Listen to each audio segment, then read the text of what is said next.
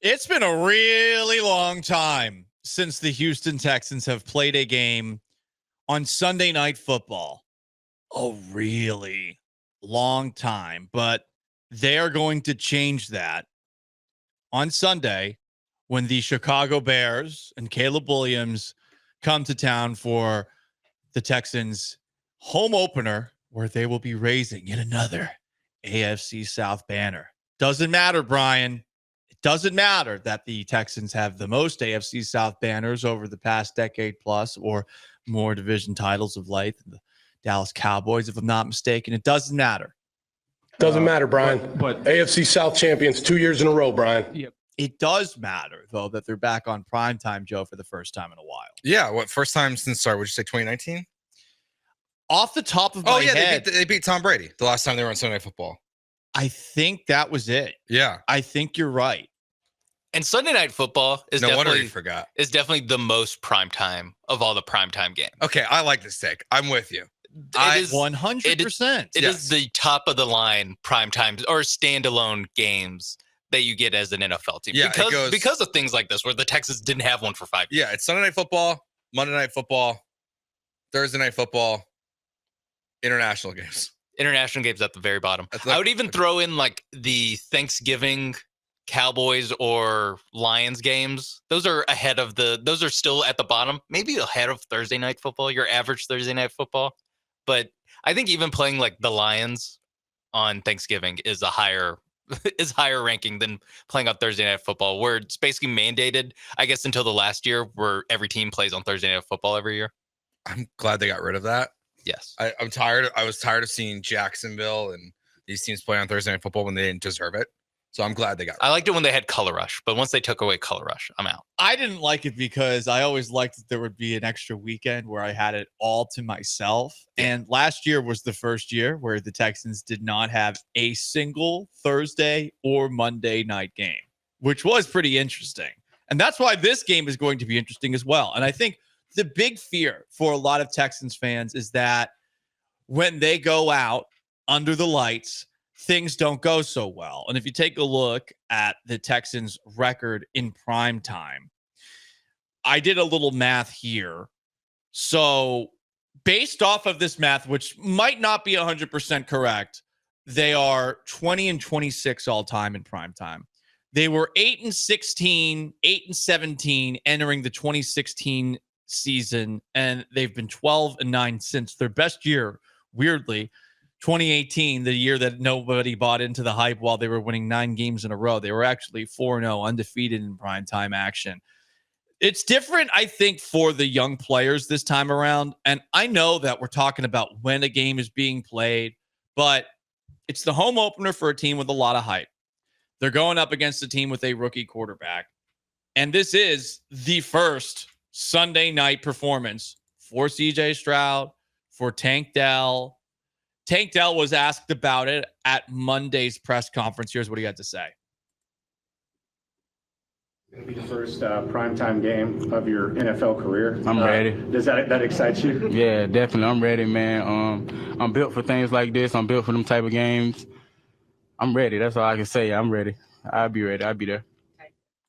Well, guess what? I know Paul doesn't care, but guess what I'm playing on my fantasy football teams this week? Tank Dell, because he's ready. I would be a little hesitant about playing any Houston Texans wide receiver just because you don't know who's going to be good on a week-to-week basis. Yeah, I do. I think last week was a great indication of like that it's going to be. Someone's going to get left out. Stephon Diggs had 2 touchdowns, but he had 33 yards. Yeah. Like it's going to be it. But that's what's fun about this offense is that it's from the viewing perspective. It's like you never know who's going to go off. It makes it a great real life offense. It makes it frustrating. It was just what we said all offseason. It makes it frustrating because I think last week was a perfect encapsulation of that, where Nico Collins has the most yards and I think the most catches on the team, but Diggs has 2 touchdowns, and Tank got targeted a lot, didn't really connect on anything deep. But yeah, I mean, I love that from Tank. Like, I'm ready. I'm ready. We're all ready. Yeah. Because the Saturday night was like a tease last year. Saturday barely counts. Yeah. That's low on the list of my primetime power rankings. And if you take a look at the primetime games that they have played over the last couple of seasons. For the most part, it's been Mondays, Saturdays, holidays, Thanksgiving, Christmas Eve, stuff like that. I think since 2020, there's just been 6. 5 if you don't count Christmas Eve of 2022. Yeah. Man. Because that was a Saturday game. And this year, they're basically playing on every day of the week. Correct. Yeah, they only don't play on Tuesdays and Fridays. They have a Wednesday game, though. Yeah, they have a Wednesday game. They have a Wednesday, a Thursday. I guess I don't know if they have a Saturday officially yet, but it's possible they could. Theoretically, things could be flexed later on in the year. Yeah. I want to know how the average Houston Texan fan feels right now, because I do think that with this organization, even with all the hype, that there is a thought in the back of everyone's mind, like, what if we blow this? Because this is one of those homecoming primetime games. You're going up against a Bears team with a rookie quarterback that only won its week 1 game because they were doing what the Chicago Bears have done for their entire history, which is when they've been good, have a good defense that scores them a touchdown, have a good special teams unit that scores them a touchdown. Whether we're talking about the 85 Bears or the Lovie Smith, Devin Hester Bears, like, this is just who they've been. Yeah, I mean, the last time the Bears won a football game, which their offense had under 150 yards, well, it had happened in my lifetime. It was Rex Grossman's Bears. So, like, it's happened in the last 25 years, the last time they've done this. Also, on a side note, because as you mentioned, the way they won that game, if you haven't yet, you should go to Paul's Twitter account, @GallantSays, and watch the video he put out yesterday. Because the way you put me describing the Will Levis play with the video was very funny. Like, as like Will Levis like gets down on his knees and grabs his head, very, very funny. You reenacted it. Highly recommend. Highly recommend. That interception is one of the worst things that's ever happened. It's terrible. I understand why. And Will Levis had sex tape leaked online this offseason, and this was worse than that. More embarrassing. This was way more embarrassing than that. I think it's way worse. Yeah. It's honestly like that. I mean, listen, like that's an attractive woman. It's a shame that someone stole, like, broke their privacy and stuff. But like, this is worse. What about the mayonnaise cologne commercial? No, that was funny too. I think those play. I kind of like Will Levis as a guy. I just don't like him as a quarterback. Yeah. I think he seems to be like a pretty down to earth, cool dude. Kind of looks like Andrew Carlson. I see it. Wow, he I really does look like Andrew Carlson. That's like, all I think of. I guess Andrew gets some roids and just Oh yeah, that's what he needs. I know. But like I hear what you're saying. Like wondering what Texans fans are feeling, because some of them probably do have that expectation that it will flop on Sunday.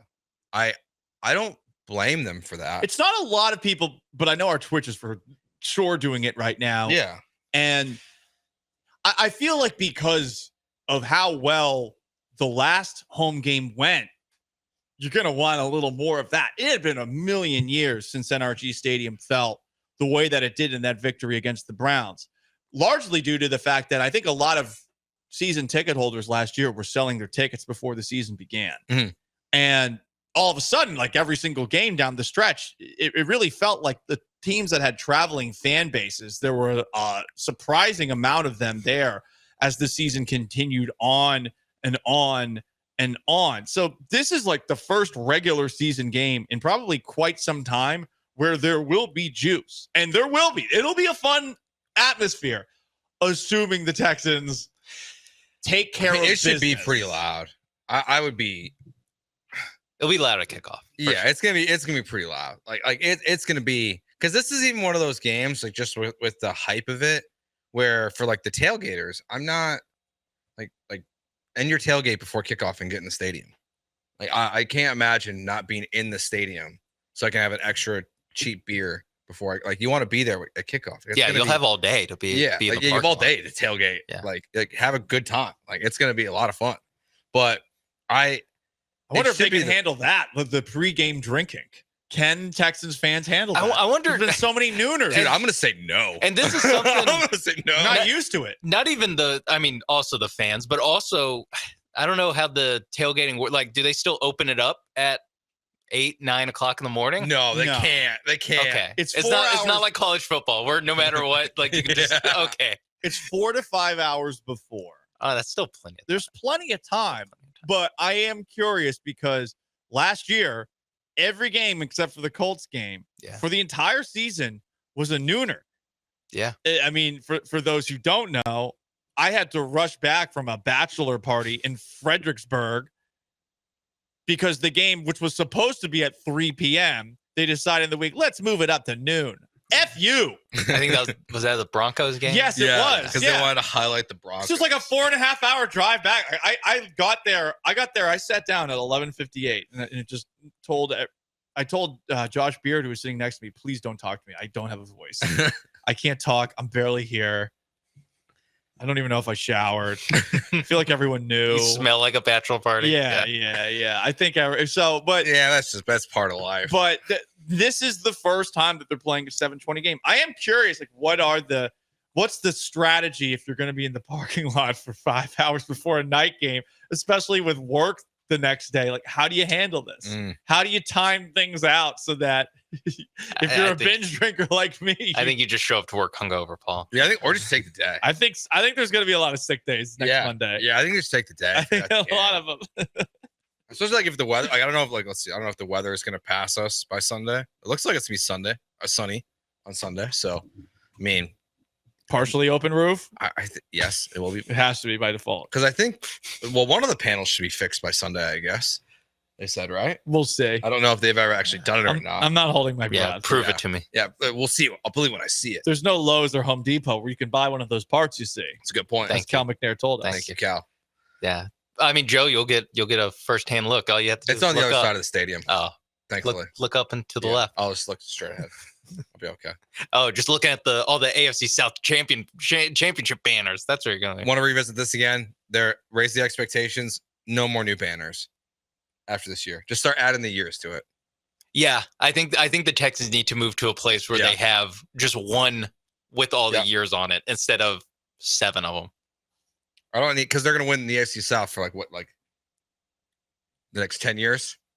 I don't need. They won't win in the next 10 years, but they will win a lot with CJ Stroud. Let's say what they win 7 to 10 next AFC South. Do we need 7 new banners? Yes. No. How dare you? This is the one thing that we have. No, but Paul. We spent 2 days talking about raising expectations. I know. They need better banners. I agree. Yeah. So when you get the better banners, you need multiple better banners. You need multiple better banners.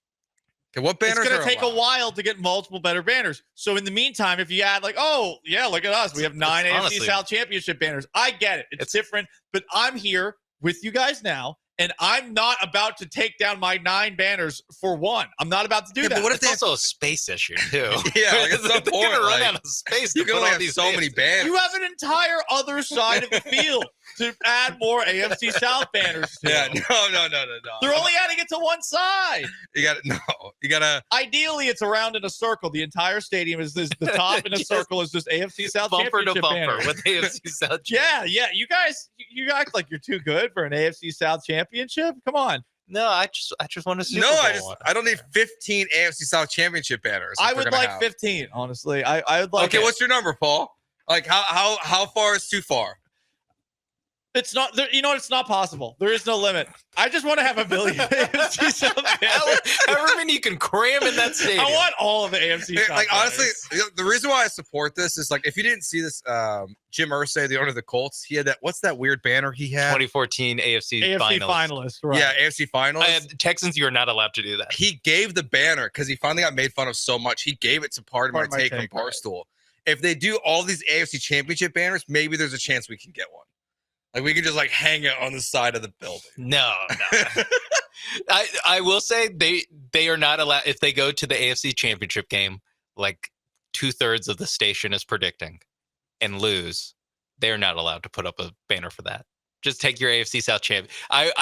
You need to make a Super Bowl to put up a new banner. That isn't AFC South champions. That's my bar. You can't go won the divisional round. No, I don't need a banner for that. I think they can put a banner up for AFC South or AFC finalist. No, you're right. They need to win the AFC championship game to put up a banner. We have raised expectations here. You don't. However, don't forget your past. That's what he's doing. Tradition. Hang on. Let me explain this, okay? Because I think we've all seen over the years NFL coaches do a bunch of dumb stuff to motivate players who are adult men. How much motivation do you really need? So say they get to the AFC championship game, but they lose there, like we're all predicting. You give them the banner. But here's what you do. The banner is hung up during the off season for like the Texans draft party. Right before the season opener, D'Amico Ryans calls a team meeting Friday night at an undisclosed field. And they dig together and they bury the banner. They bury it together. It's a symbolic turning of the page to the next season. We've seen coaches like Tony Sparano say, we'll go bury the ball after a Giants win. It is a large banner, though. That's a lot of work. Just fold it. Yeah, just You'll be fine. Did you ever do that? What? I did that in Bury the ball. what no, did we bury? bury something. I think you meant fold. I know. Fold a flag or It something. was like, okay, and I love this teacher. He made us all write the word can't on a piece of paper in like 4th grade. I like it. In the 5th grade, and he made us bury it in the playground. That's smart. That's smart. Wait, was this a coach? No, this is my 5th grade teacher. I you know what? I like that He even was more. a military man, so like See? I like this. You remembered it? Inspirational. we almost did that for Joseph. We almost buried his pacifiers to be like, hey, like we're done with this. Should have done it. But we just took him away. He would have remembered it if you Maybe- buried him. You know what? Maybe that's something you can do as a coach now. He's the problem child. What, I'm going to bury him? Bury his shoes. I don't know. So he So can't he run can't- off. Yeah, that one's tough. That's a tough predicament that he's found himself in.